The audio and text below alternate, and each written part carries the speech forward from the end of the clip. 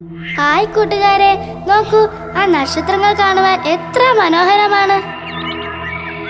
കേൾക്കൂ, ആ പക്ഷി ഇളക്കുന്നത് എന്ത് രസമാണ്. ഇതൊക്കെ ഉണ്ടാക്കിയത് ആരായിരിക്കും? ഓഹോ, അറിയില്ലേ? ഞാൻ പറഞ്ഞു തരാമല്ലോ.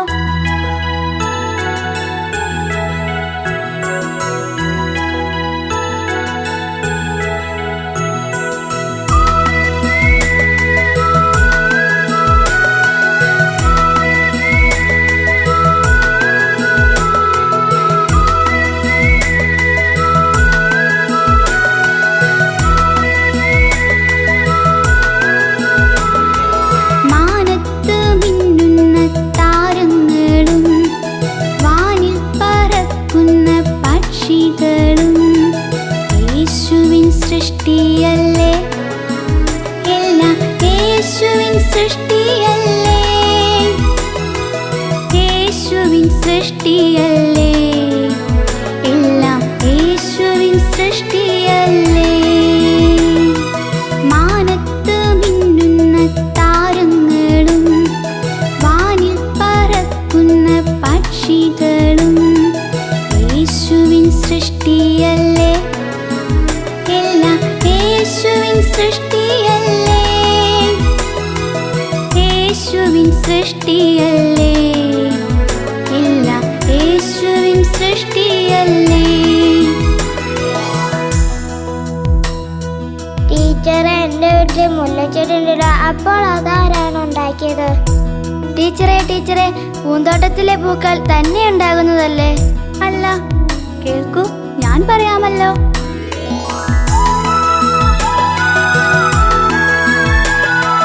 മുറ്റത്ത് പൂക്കുന്ന പൂമുല്ലയും കാട്ടിൽ വളരുന്ന വൃക്ഷങ്ങളും പൂങ്കാവനത്തിലെ പുഷ്പങ്ങളും യേശുവിൻ സൃഷ്ടിയല്ലേ.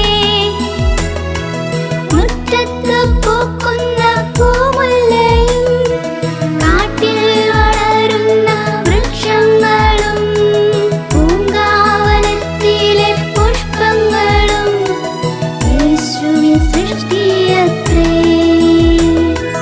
മാനത്ത് മിന്നുന്ന താരങ്ങളും വാനിൽ പറക്കുന്ന പക്ഷികളും യേശുവിൻ സൃഷ്ടിയല്ലേ, എല്ലാം യേശുവിൻ സൃഷ്ടിയല്ലേ,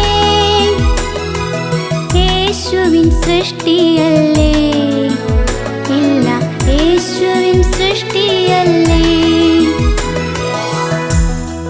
നിങ്ങൾക്കറിയാമോ, കാട്ടിലെ ജീവികളെയും വെള്ളത്തിലെ മത്സ്യങ്ങളെയും ഒക്കെ സൃഷ്ടിച്ചതാരാണെന്ന്? ടീച്ചറെ, എല്ലാ മനുഷ്യരെയും സൃഷ്ടിച്ച യേശുവപ്പച്ചനല്ലേ? അതെയല്ലോ, അതും ഞാൻ പറഞ്ഞു തരാം.